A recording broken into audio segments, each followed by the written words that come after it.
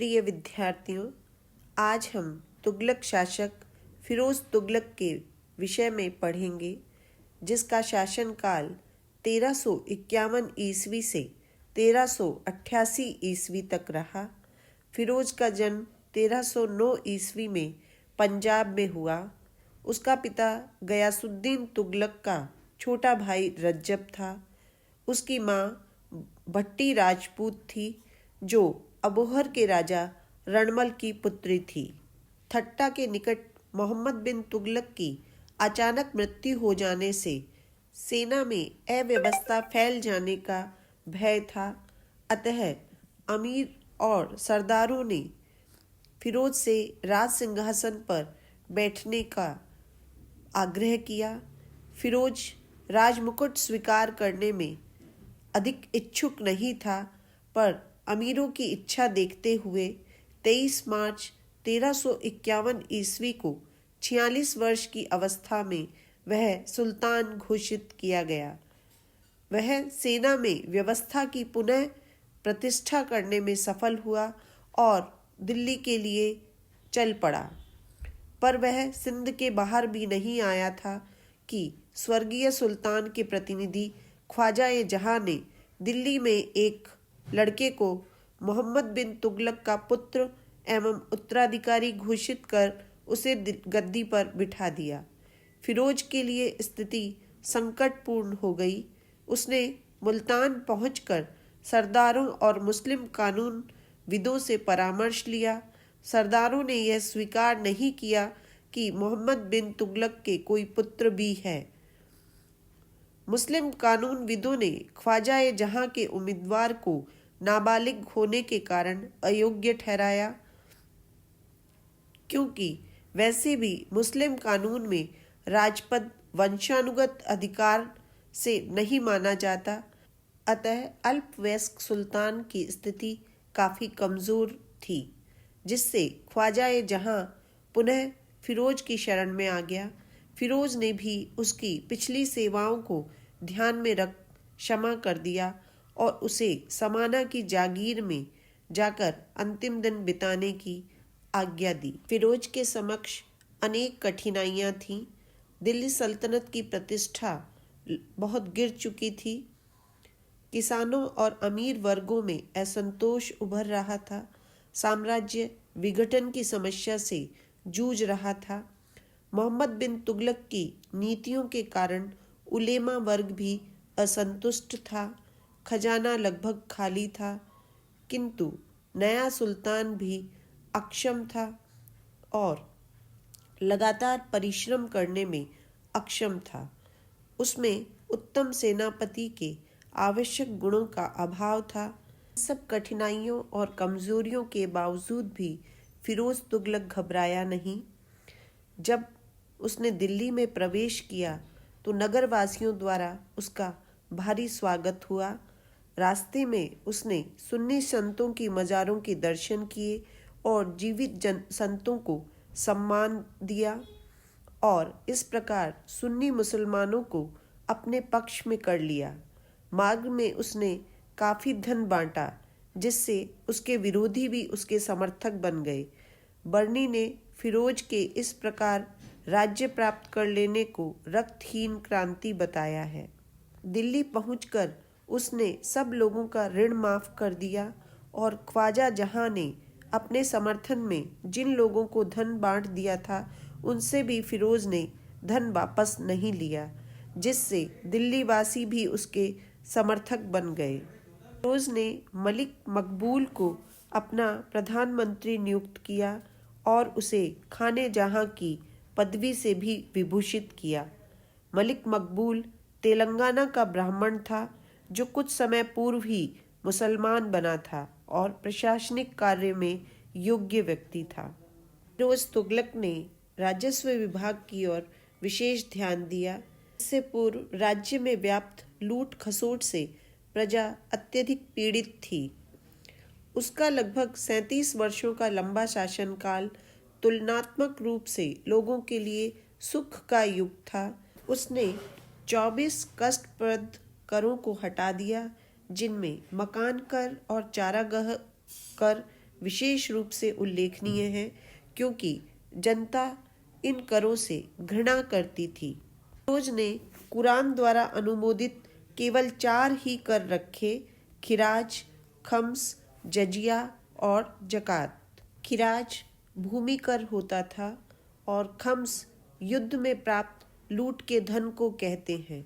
अलाउद्दीन खिलजी तथा मोहम्मद तुगलक ने इसका 80% अपने पास रखा और शेष 20% सेना के लिए छोड़ दिया था, किंतु फिरोज ने इस्लामी प्रथा के अनुसार शाही कोष में सिर्फ 5वां भाग रखा।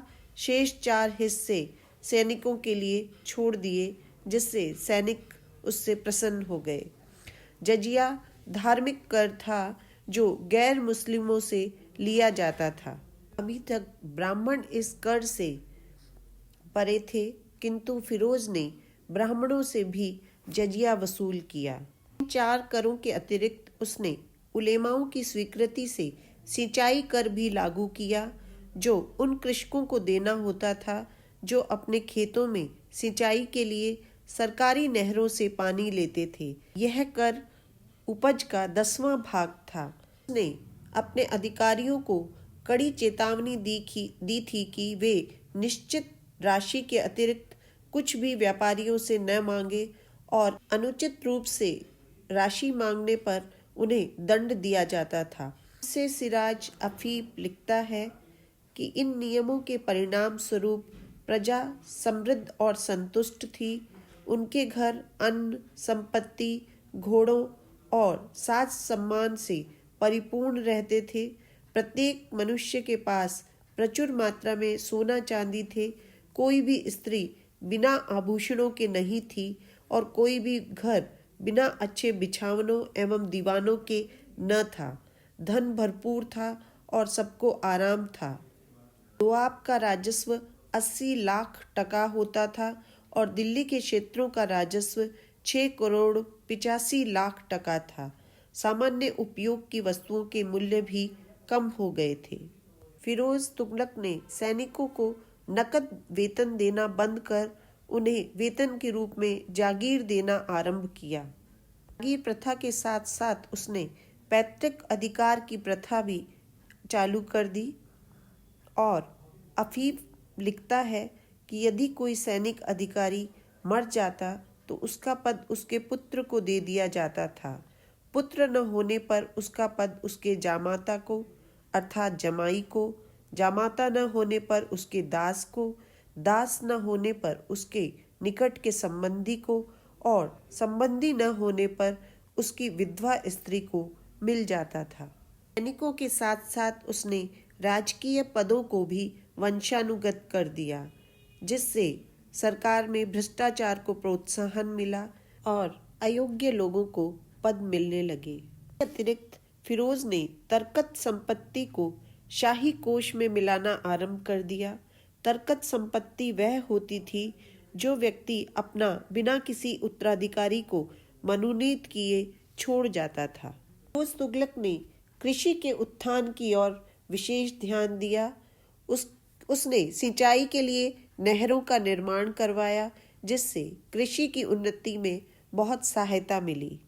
तारीख़े फिरोज शाही के अनुसार फिरोज तुगलक ने 4 नहरें बनवाई, जिनमें पहली नहर सतलज से घाघरा नदी तक थी। इसकी लंबाई 96 मील थी। दूसरी नहर सिरमौर की पहाड़ियों से निकलकर हिसार फिरोजा जाती थी, जो लगभग 150 मील लंबी थी। तीसरी नहर घग्गर से फिरोजाबाद तक और चौथी नहर यमुना से फिरोजाबाद तक जाती थी। उसने नहरों के नियमित निरीक्षण और विशेष रूप से वर्षा ऋतु में इसकी देखभाल के लिए कुशल अभियंताओं की नियुक्ति भी की। अतिरिक्त सुल्तान ने 150 कुएं भी खुदवाए, जिनसे राज्य की पैदावार बढ़ी और उजड़े किसान पुनः आबाद होने लगे। नहरों के कारण केवल दोआब में 52 नई बस्तियां आबाद हो गईं। इन नहरों एवं कुओं के अतिरिक्त फिरोज ने 50 बांध, 40 मस्जिद, 30 कॉलेज, 20 महल, 100 सराय, 200 नहर, 30 झील और 100 औषधालय बनवाए थे। उसे नए नगरों का निर्माण करने और प्राचीन नगरों का पुनः नामकरण करने का बड़ा शौक था। वह स्वयं कहता है कि उन अनेक कामों में जो अल्लाह ने अब मुझ जैसे मामूली सेवक को प्रदान किए, उनमें सार्वजनिक भवनों के निर्माण करने की भी इच्छा एक थी। इसलिए मैंने अनेक मस्जिदों, कॉलेजों एवं मठों का निर्माण किया ताकि विद्वान एवं वृद्ध और धर्मात्मा लोग इन भवनों में बैठकर अल्लाह की इबादत कर सकें और दयालु निर्माणकर्ता की अपनी उपासना से सहायता करें। उसने दिल्ली से 10 मील दूर फिरोजाबाद नगर की स्थापना की, जिसे आजकल फिरोज कोटला कहते हैं। इसके अतिरिक्त फतेहाबाद, हिसार, फिरोजा, फिरोजपुर और जौनपुर नगर भी फिरोज तुगलक द्वारा ही बसाए गए थे। उसने अनेक मस्जिदों, पुलों आदि का निर्माण करवाया और उनकी मरम्मत भी करवाई। अपनी आत्मकथा फतूहाते फिरोज शाही में वह लिखता है कि जामा मस्जिद, शमशी तालाब, अलाई दरवाज़ा और इल्तुतमिश के मदरसे की उसने मरम्मत कराई थी। स्मिथ का कहना है कि यह एक नियम सा है कि एशियाई शासक अपने पूर्वज के भवनों में दिलचस्पी नहीं लेते। फिरोज शाह इसका अपवाद था।